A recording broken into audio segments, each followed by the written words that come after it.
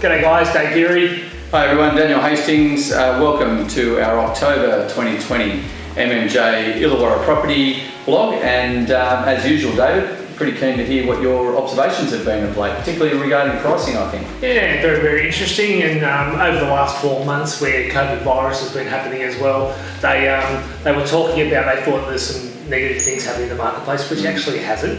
Even though nationally the statistic has changed from, and it depends on what journals you read, Daniel, but between 0.1 and 0.4%, that there has been some negative growth through the nation, okay? Nothing though, really, isn't it? It's really under the nothing. circumstances. And it's funny that you say that that's it's minor, but in New South Wales especially, Sydney has been the one that's been dragging us back a little bit, and in Victoria that's been dragging back a bit more. Especially lately. Then you look at the other capital cities, they actually have not been affected really well. If not anything, there's some positive growth out there at the moment, which is fantastic. Yeah, absolutely. Illawarra, how are we going here?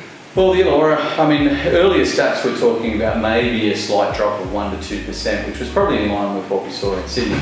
But statistics can take a little while to come through. They can. So we've got to be mindful of that. And I don't know, certainly from what I'm seeing on the ground, and you can confirm or you know, give us your opinions as well, but certainly in this spring period, this September through to October period thus far, I've got to say, I think if there has been a bit of a drop, we've probably gained them again in this spring period so far. It definitely has, and look, the forecast I can see right through to Christmas is that the market's not going to change much at all.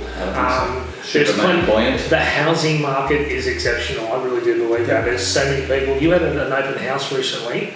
How many people did you have through that? Yeah, property in Corrimal, 27 Ewell Avenue, which the first weekend we had 60 groups through. Cool. So, you know, I guess you see those big numbers in particular when it's a boom almost market, I suppose. And we're probably not seeing growth in relation to that boom market like we would have seen a few years ago and so forth.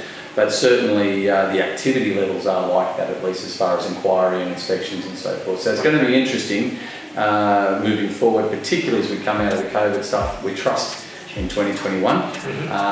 It'll be interesting to see how we come out of it, especially you know, with that considered as well. I think that in relation to these numbers, and I know that all agents are having great numbers for their open houses on housing, I do still think it is a little bit of lack of good stock in the housing market. It's funny that the housing market, then the townhouse villa, and then the unit market are three different scenarios, aren't they? We do have a little bit of stock in relation to the unit market. They are moving and they're consistently selling, still going okay, but they're not getting any. They're not in those extreme, and they're not having those extreme turnouts or inquiry levels. They're not as much as the housing market, which is phenomenal. That's lack of stock, generally. And I think we've touched on it a couple of blogs ago that it's interesting. This sort of market has been quite buoyant, ironically, because of people thinking it's not a great time to sell. So obviously, with all the scaremongering that happened, particularly in the early days of the pandemic, you know, people literally sort of just held on to their properties, stopped any plans that they may have had otherwise. And ironically, that lack of stock and that lack of supply has maintained a very strong situation and kept pricing levels, as we say, largely stable. So it is very ironic that people, you know, the fact that the mentality's been it's not a great time, and that mentality has led to a very strong market scenario as we experience at the moment. So we're consistently selling units, guys. The units are selling. You price them right, you get everything right, your campaign right, your presentation right, and a lot of styling is helping dramatically with the unit market as well. But in relation to residential housing that I was saying earlier, you had a couple of auctions recently, and we haven't failed at all. We're at 100% success rate this year at MMJ using the auction process and actually selling. Dan had two recently. Do you want to just quickly touch on them?